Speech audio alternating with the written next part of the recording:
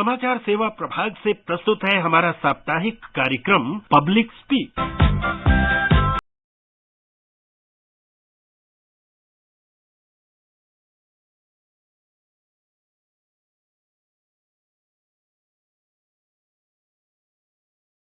श्रोताओं, public speak कार्यक्रम में आप सबका स्वागत है। मैं हूं कनकलता।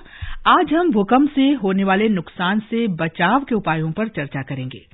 हाल ही में तुर्की और सीरिया में आए विनाशकारी भूकंप ने सारी दुनिया का ध्यान फिर से इस ओर दिलाया है कि भूकंप से होने वाले नुकसान से बचने के लिए समुचित तैयारी कितनी जरूरी है।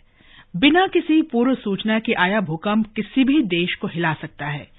ऐसी अप्रत्याशित आपदा से बचने के लिए तैयार रहना हालांकि मुश्किल है, लेकिन कुछ एहतियाती उपाय अपनाकर और ऐसे समय में क्या करना है ये जानकर हम बहुत से लोगों का जीवन बचा सकते हैं और होने वाले नुकसान को कम कर सकते हैं।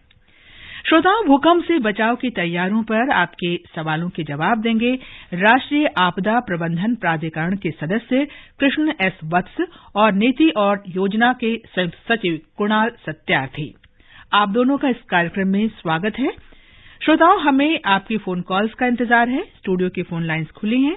आप 2331-4444 और 2371-7106 पर फोन करके सवाल पूछ सकते हैं।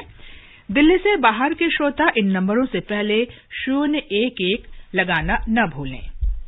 श्रोता, आप हमारे Twitter handle @AIR news alerts पर भी #AskAIR के जरिए अपने सवाल पोस्ट कर सकते हैं।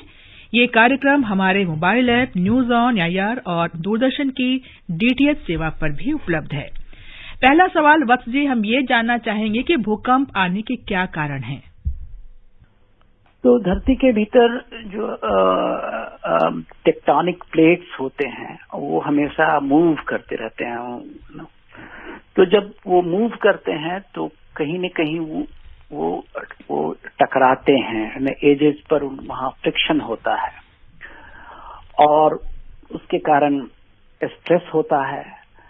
तो जब कभी स्ट्रेस इतना बढ़ जाता है कि वो वहां पर वो एनर्जी रिलीज होती है, तो ये अर्थक्वेक जो है सो ये जो टेक्टोनिक प्लेट के मूवमेंट से होता है और ये एक तरह से एक एनर्जी को रिलीज करती है।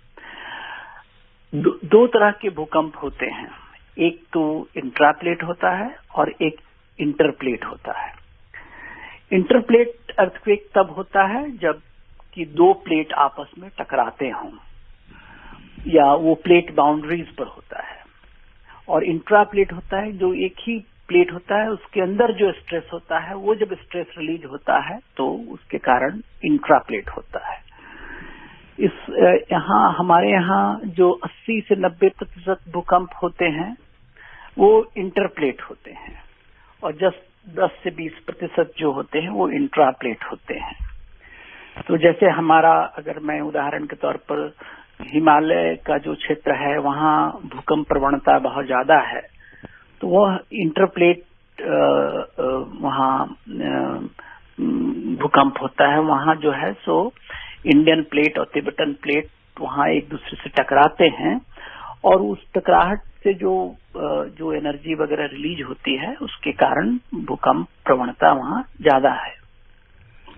जबकि दक्षिण भारत में अर्थक्वेक हुए हैं, जैसे लातूर अर्थक्वेक जब हुआ 93 में, तो वह इंट्राप्लेट भूकंप का एक उदाहरण था। तो भूकंप मुख्यतः टेक्टोनिक प्लेट्स के आंतरिक जो उसका मूवमेंट है उसके कारण यह होता है। Thank you. बस जी, भूकंप से पहले और भूकंप के दौरान और भूकंप के बाद क्या सावधानियां बरती जानी चाहिए?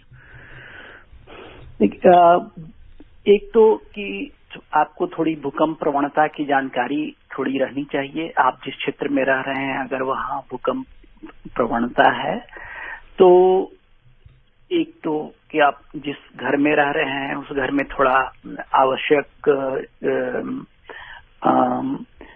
जो रिपेयर्स हैं उस तरह के, है ना, जहाँ कहीं प्लास्टर झड़ रहा हो, जहाँ कहीं ईंटें गिरने की संभावना हो, जहाँ कुछ ऐसा कुछ रिपेयर्स आप ले सकें जिसके कारण घर के स्ट्रक्चर का ज्यादा नुकसान न हो।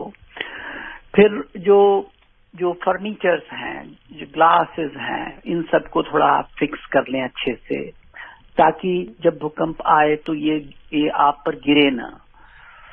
तो ये सारी जो चीजें हैं, थोड़ा आप एक भूकंप के लिए किट भी तैयार कर लें। जी, इस किट में क्या क्या चीजें होनी चाहिए, क्या चीजें रखी जानी चाहिए?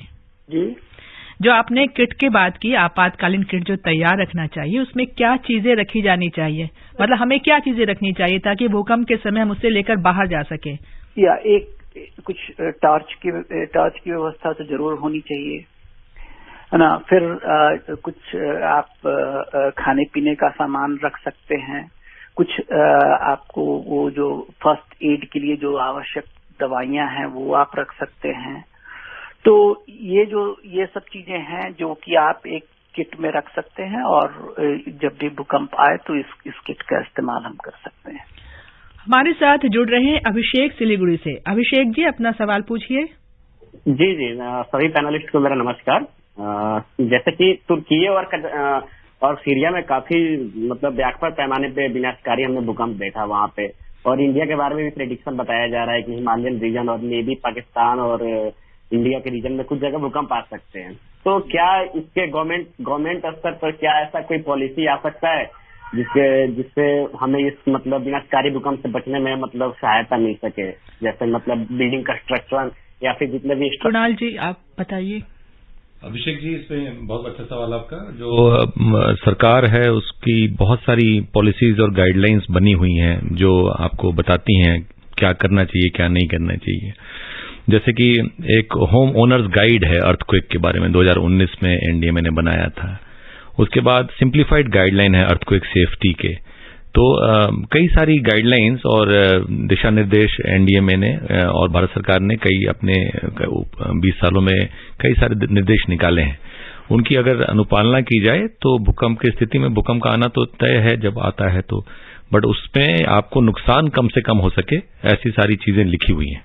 तो उनका समावेश करना, जब किसी मकान का निर्माण हो रहा हो, किसी ऑफिस का निर्माण हो रहा हो, किसी स्कूल का निर्माण हो रहा हो, तो उन सारी बातों को जो बिल्डिंग बाईलॉज में लिखा हुआ है उसको तत्परता से लगाना चाहिए। उससे भूकंप आने की स्थिति में जो नुकसान और खतरा होगा बहुत कम हो सकता है।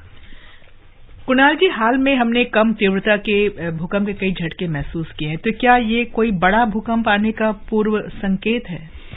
जो भूकंप की पूरी साइंस है, जो इसकी विज्ञान है, अभी इसमें ऐसा कुछ कहना बड़ा प्रीमेच्योर होगा कि छोटे भूकंप अगर आ रहे हैं तो बड़ा भूकंप आने का संकेत है। तो और अगर छोटी भूकंप आ रही है, कई लोग ये भी बोलते हैं कि छोटी भूकंप अगर आ रही हैं तो बड़े भूकंप आने का खतरा कम हो जाता है। दोनों चीजों में साइंटिफिकली, विज्ञान के द्वारा अभी कुछ ज्यादा प्रमाण नहीं है। सिर्फ इतना है कि जो जिस जोन में रहते हैं, सेस्मिक जोन में, उसमें भूकंप आने का खतरा हमेशा रहता है। तो ऐसा मानना जरूरी नहीं है कि छोटे भूकंप आ रहे हैं तो बड़ा भूकंप नहीं आएगा, या छोटे भूकंप आ रहे हैं तो बड़े भूकंप का संकेत है। इन दोनों में विज्ञान का कोई रोल नहीं है। हमारे अगले श्रोता हैं गुरुनाथ। हो सकता है कि मतलब क्लाइमेट चेंज वगैरह, इसे ये पूछना। गुरुनाथ जी, आप अपना सवाल पूछिए। हाँ मैडम, नमस्कार। नमस्कार। हाँ मैडम, मेरा क्वेश्चन था, ये जो प्लेट्स की बात अभी सर ने की, तो ये क्या मतलब जब से धरती बनी है तब से ये जो अंदर प्लेट की जो सही तरीके से मतलब वही तब से है कि मतलब जो औद्योगिकरण हुआ है जो दुनिया भर में इंफ्रास्ट्रक्चर वगैरह, जो आधुनिक सुविधा के लिए जो मानव ने जो काम किए, क्या उसका भी इसका कारण हो सकता है भूकंप के लिए? Thank you. वत्स जी, ये जानना चाह रहे हैं कि जब से ये पृथ्वी बनी है, ये तब से अंदर जो हमारा चल रहा है वो प्लेट्स खिसकने का, उस वजह से भूकंप आ रहे हैं, या जो औद्योगिकरण हुआ, विकास हुआ है, वो वजह है भूकंप की? नहीं, औद्योगिकरण और विकास का कोई संबंध नहीं है भूकंप से। जब से ये पृथ्वी की संरचना ऐसी है कि जहाँ कहीं भी बड़े प्लेट्स हैं वो जब टकराते हैं आपस में तो वहाँ भूकंप होता है। और जो पृथ्वी का जो सबसे बड़ा जो भूकंप प्रवण प्रदेश है, जिसको हम पैसिफिक रिंग ऑफ फायर कहते हैं, वहाँ इस तरह के जो टेक्टोनिक प्लेट्स हैं उनकी ये बहुलता है और वो आपस में टकराते रहते हैं और इसके कारण करीब करीब 80% जो भूकंप हैं वो इस प्रदेश में होता है। लेकिन एक बात और भी कहना आवश्यक है कि जब हम घर बनाते हैं, हम कोई भी संरचना बनाते हैं, हम कोई भी इंडस्ट्री सेटअप करते हैं, तो यह आवश्यक होता है कि हम जो भूकंप रोधी तकनीक है उसका हम जरूर इस्तेमाल करें, और खास करके भूकंप प्रवण प्रदेशों में। अगर हम भूकंप रोधी तकनीक का इस्तेमाल नहीं करते हैं, जब भी भूकंप का खतरा होता है तो वहां पर नुकसान की संभावना काफी बढ़ जाती है। तो जैसे अमेरिका जैसे समृद्ध देशों में है ना, भूकंप रोधी तकनीक का बड़ी ही है ना बड़े स्तर पर इसका उपयोग किया गया है, और इसके कारण वहाँ जो है नुकसान का जो प्रमाण है, नुकसान का जो स्केल है वह निश्चित रूप से नीचे हुआ है। तो आवश्यकता है कि जब हम औद्योगिक विकास या जो रेजिडेंशियल डेवलपमेंट है ये सब हम जब करते हैं तो हम जरूर अर्थक्वेक रेजिस्टेंट टेक्नोलॉजी का इस्तेमाल करें। वत्स जी, ये बात तो हुई उनकी जो घर अभी बनाए जाने हैं, जो इमारतें भूकंप को ध्यान में रखे बिना बनाई जा चुकी हैं पहले ही, उनकी रेट्रोफिटिंग के लिए क्या किया जा सकता है? बहुत ही सरल साधारण उपाय हैं जिसके कारण भूकंप के कारण होने वाले नुकसान को बहुत कम किया जा सकता है। एक छोटा सा उदाहरण दूं तो जैसे कि आप जो घर का कोना है उस कोने में आप थोड़ा एक थ्रू स्टोन लगा दें, है ना, जो कि एक ऐसा स्टोन जो दीवालों के दोनों तरफ की दीवालों को बांधता हो। तो जब आप कॉर्नर को आप बांध रहे हैं, कोने को बांध रहे हैं कॉर्नर स्टोन से, तो क्या होता है कि जब संरचना हिलती है तो हिलेगी लेकिन वो घर को गिरने नहीं देगी, घर को बांधना आवश्यक है। और इसलिए जो छोटे छोटे उपाय हैं, जैसे कि आप अपने विंडो को थोड़ा रीइंफोर्स कर सकते हैं, वहां पर एक थोड़ा बैंड लगा सकते हैं, तो घर को जिस भी तरीके से आप बांध लें तो वो बांधना अब कोई बहुत ज्यादा महंगा भी नहीं है, लेकिन उसके कारण जो है घर अगर क्षतिग्रस्त भी होगा तो गिरेगा नहीं और लोगों की मृत्यु नहीं होगी। तो रेट्रोफिटिंग जो है वो एक आसान तरीका भी हो सकता है और इसको एक बड़े स्तर पर करने की जरूरत है, और एनडीएमए में हम इसको प्रोत्साहित करना चाहते हैं। रायबरेली से हमारे श्रोता रमाशंकर जी जुड़ रहे हैं।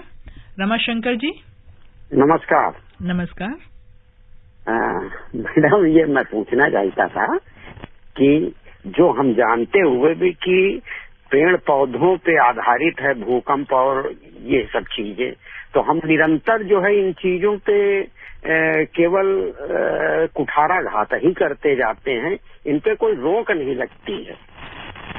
जी रमाशंकर जी, पेड़ पौधों पर तो नहीं आधारित है, जैसा कि वत्स जी ने हमें बताया जी। तो अगर आप हमारा कार्यक्रम शुरू से सुन रहे हैं तो आपको पता होना चाहिए। रमाशंकर जी, पेड़ पौधों का भूकंप से कोई तालमेल नहीं है, और बहुत सारी जो अलग विपदाएं हैं उनसे बड़ा सीधा तालमेल है पेड़ पौधों का और जलवायु का। बट भूकंप तो काफी पृथ्वी के अंदर की चीज है, उसका अर्बनाइजेशन से या शहरीकरण से या पेड़ पौधों के नुकसान से कोई तालमेल नहीं है। कुणाल जी, ये बताइए कि आपदा की स्थिति में राष्ट्रीय आपदा प्रबंधन प्राधिकरण राहत के लिए क्या करता है? अगर ऐसी घटना हो जाती है तो उसकी भूमिका क्या होती है? तो जब ऐसी विपदा हो जाए और भूकंप आ जाए किसी इलाके में, तो जो हमारी नेशनल डिजास्टर रिस्पांस फोर्स है काफी ट्रेंड है। इसी तरीके से राज्यों में भी स्टेट डिजास्टर रिस्पांस फोर्स है जो बहुत ट्रेंड है। इसके अलावा बहुत सारे राज्यों में फायर एंड इमरजेंसी डिपार्टमेंट है। तो कई 3 जो मेन डिपार्टमेंट है, एसडीआरएफ, एनडीआरएफ, बाकी फायर एंड इमरजेंसी डिपार्टमेंट और होम गार्ड्स और पुलिस डिपार्टमेंट। तो इन सबको अच्छी ट्रेनिंग है, और ये कोई भी बिल्ट एनवायरनमेंट में, अर्बन रेस्क्यू में कोई बिल्डिंग कोलैप्स हो जाए जो भूकंप में अक्सर होता है, उसमें काफी सक्षम है। आग लगने की घटनाओं में भी काफी सक्षम है।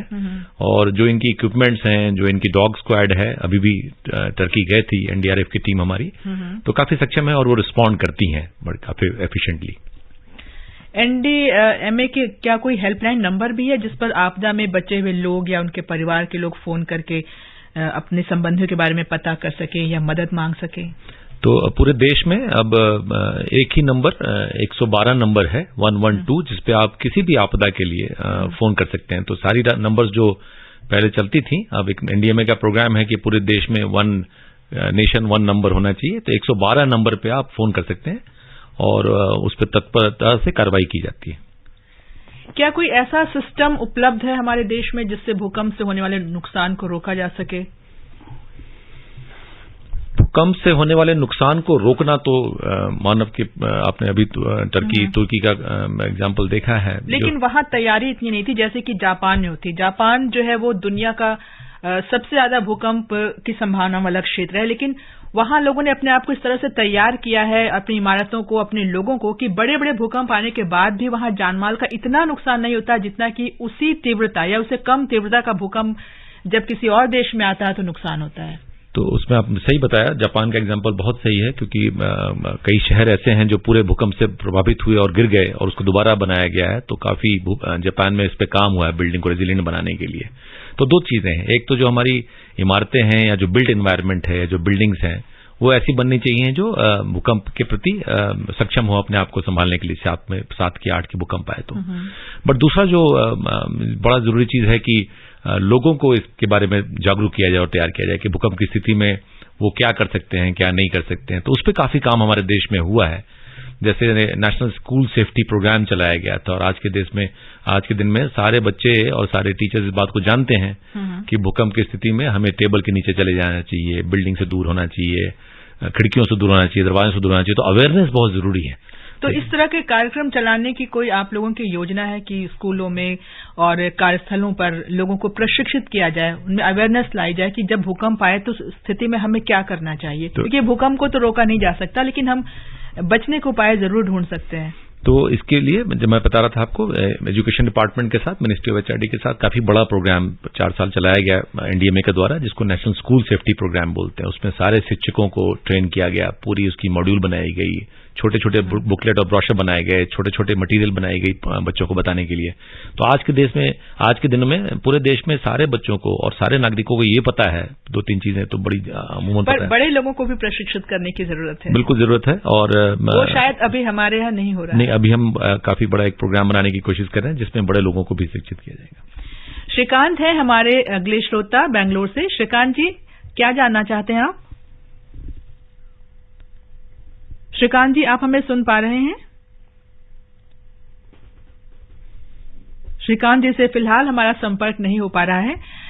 कुणाल जी, एक सवाल जो ये है कि जब भूकंप आता है तो घबराहट में लोग घर के बाहर भागते हैं, कई बार ऊंची बिल्डिंग से वो नीचे उतरते हैं सीढ़ियों से तेजी से। तो क्या ये सही है घर से बाहर भागकर निकलना जब भूकंप आया हो, या घर के अंदर रहना चाहिए? कई चीजें हैं इसके बारे में। अच्छा सवाल है काफी, क्योंकि यही आपको बचा सकता है भूकंप की स्थिति में। तो अगर आप बाहर हैं तो आप बाहर ऐसी जगह पे खड़े हों जहां आसपास कोई बिल्डिंग ना हो, कोई बड़ा इंस्टॉलेशन ना हो, कोई बिजली का खंभे का पोल ना हो। अगर बाहर हैं तो बहुत अच्छा है।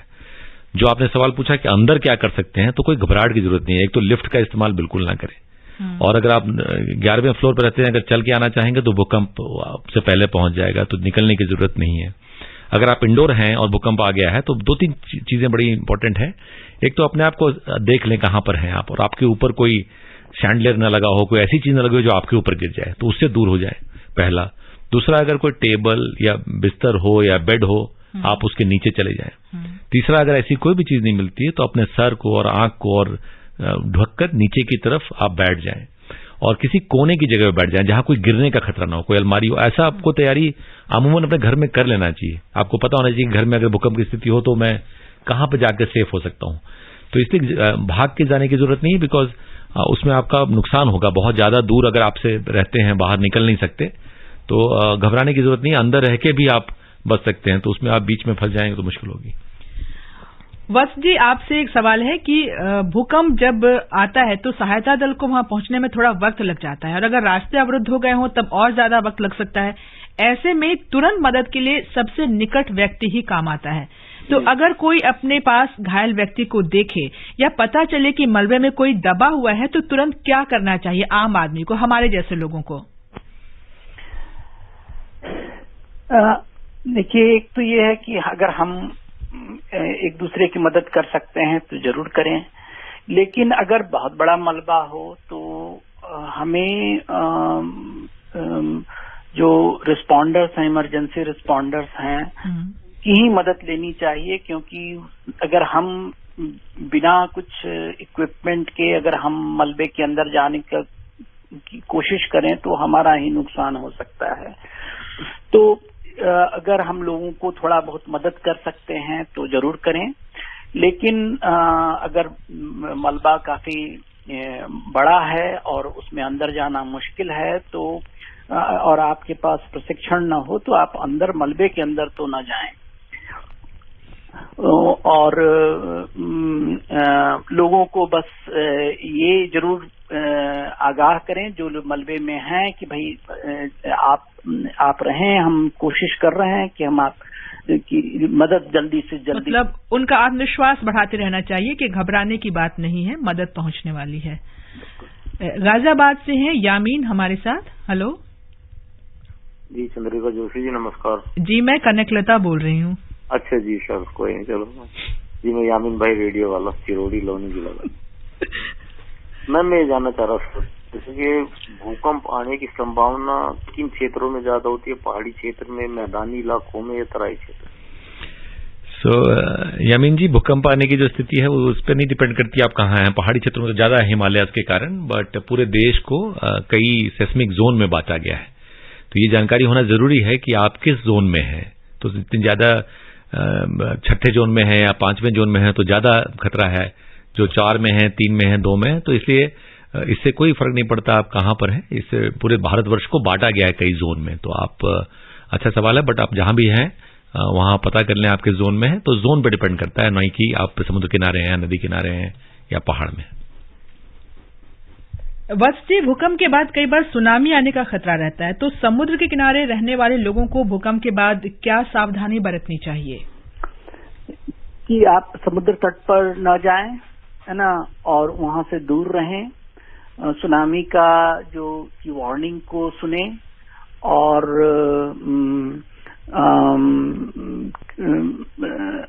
जब तक सुनामी का जो अलर्ट है वो जब तक चलता रहे तब तक आप समुद्र तट के पास न पहुंचे। वक्ती सुनामी की जो चेतावनी है उससे सुनने के लिए मुझे लगता है रेडियो सुनते रहना चाहिए, उससे उन्हें सही जानकारी मिल पाएगी। रेडियो पर भी आजकल तो है ना, हम बहुत तरह से अर्ली वार्निंग कर देते हैं।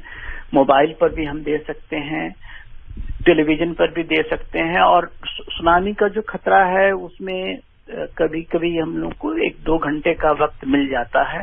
तो इसको हम इस अलर्ट को हम कई तरह से जारी कर सकते हैं। लखनऊ से हमारे श्रोता हैं राजा जी, सवाल पूछिए।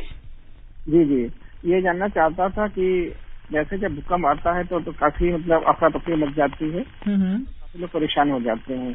यहाँ तक तो मतलब वो सब चीजें बताई जाती हैं, लेकिन जब भूकंप आके थम जाए तब हमको किन किन बातों का मतलब ध्यान रखना जरूरी है कि हो सकता है कि अब थमा हुआ है उसके दोबारा आ सकता है, तो उस हालत में हम क्या कर सकते हैं? भूकंप के बाद क्या हमें सावधानी बरतनी चाहिए? जब भी भूकंप आता है तो भूकंप के बाद कई आफ्टर शॉक्स आते हैं और वो आफ्टर शॉक्स के बारे में भी हमें अलर्ट रहना चाहिए।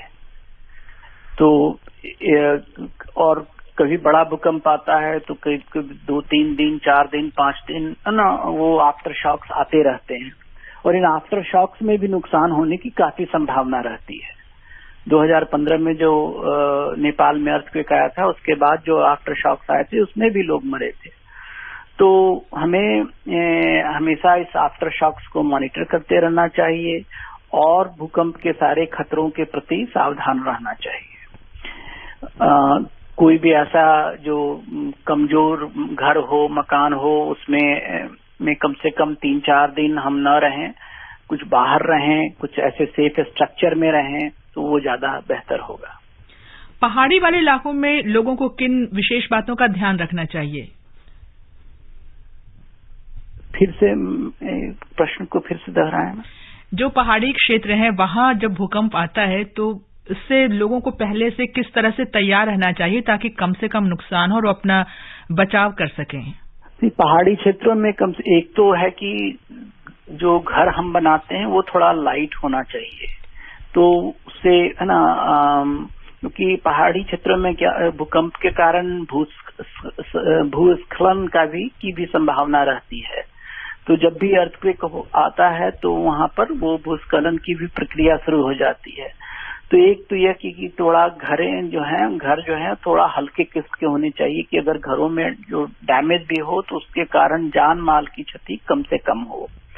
और उसके बाद जो आवश्यक जो पेड़ पौधे हैं वो घर पर न गिरे, इसकी व्यवस्था भी हमें। भारी गमले ऊपर नहीं रखे जाने चाहिए। जी। अगले श्रोता हैं दिल्ली से धर्मवीर जी। धर्मवीर जी। लता जी नमस्कार। नमस्कार। और हमारे एक्सपर्ट आए हैं उनको मैं बहुत बहुत दिल से सैल्यूट करना चाहूंगा, जो आपदाकालीन जो हमारे समय पे ये लोग जवान ऐसा कार्य करते हैं, मन में जोश हो जाता है। हमने भी एक समय में 2 लोगों को निकाला था। तो मेरा एक सवाल ये है कि पहले स्कूलों में मॉक ड्रिल कराई जाती, माइक में बोल दिया जाता था, बच्चे सब अपना सुरक्षित हो जाते थे। और दूसरा सवाल ये है कि जो आजकल बिल्डिंग बनाते हैं तो बिल्डिंग बनाने के लिए हर 4 फुट की हाइट पर लेटा के सरिया दीवार पे लगाया जाता है, ये लगाते नहीं है। इससे मकान मजबूत बनता है, बिल्डिंग मजबूत बनती है। इसकी सरकार की तरफ से कोई गाइडलाइन होती है कि नहीं? कुणाल जी। आपका सवाल अच्छा है। पहला सवाल तो जो आपने बताया वो मैंने पहले भी बताया था कि जो स्कूल के टीचर्स और बच्चे हैं उनको बड़ी अच्छी मॉक ड्रिल कराई गई है, और अर्थक्वेक की मॉक ड्रिल भी हम कराते रहते हैं। और उसमें बड़ा जरूरी है क्योंकि मॉक ड्रिल करते हैं तो आपको पता चलता है कि किस तरीके से अगर इंडोर हैं तो क्या करना चाहिए, आउटडोर हैं तो क्या करना चाहिए। तो mock drill national disaster management authority अभी भी कराती है और स्कूलों में, और इसमें काफी प्रोग्राम चलता है इसका। राज्यों के साथ भी काफी सारे अर्थक्वेक के प्रोग्राम हम करते रहते हैं। तो मॉक ड्रिल तो बहुत जरूरी है। मॉक ड्रिल का कोई विकल्प भी नहीं है, क्योंकि अगर आप मॉक ड्रिल नहीं करेंगे तो जिस दिन भूकंप आएगा उस दिन अफरा तफरी मचेगी और पता नहीं चलेगा क्या करना। दूसरी जो सवाल आपने पूछा बिल्डिंग बनाने का, तो बिल्डिंग बाई लॉज में लिखा हुआ है ये सब कुछ, जो अर्थक्वेक रेजिस्टेंट बिल्डिंग बनाने की तकनीक है और जरूरत है।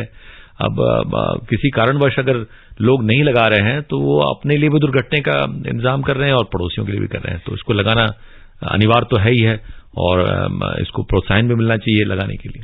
कुणाल जी, अगर कोई गाड़ी चला रहा हो और उसी वक्त भूकंप आ जाए तो क्या करना चाहिए?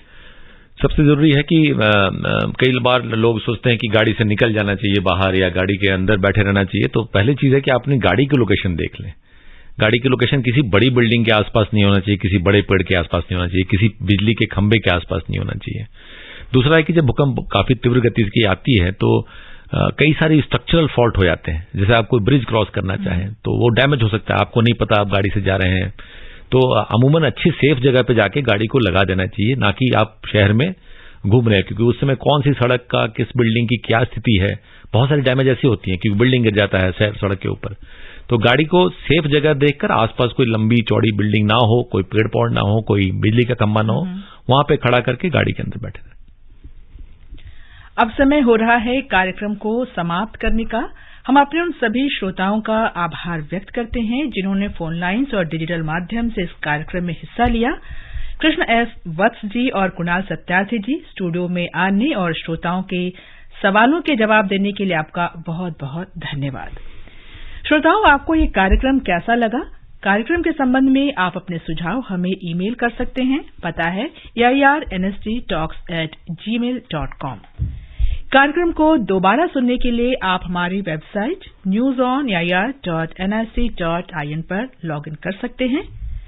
इसके साथ ही पब्लिक स्पीक का ये अंक यहीं समाप्त होता है। अगले सप्ताह सोमवार रात ठीक 9:30 बजे एक और मुद्दे पर चर्चा के लिए हम उपस्थित होंगे। कनकलता को कार्यक्रम समाप्त करने की अनुमति दीजिए। नमस्कार। बहुत बहुत धन्यवाद। Thank you. नमस्कार।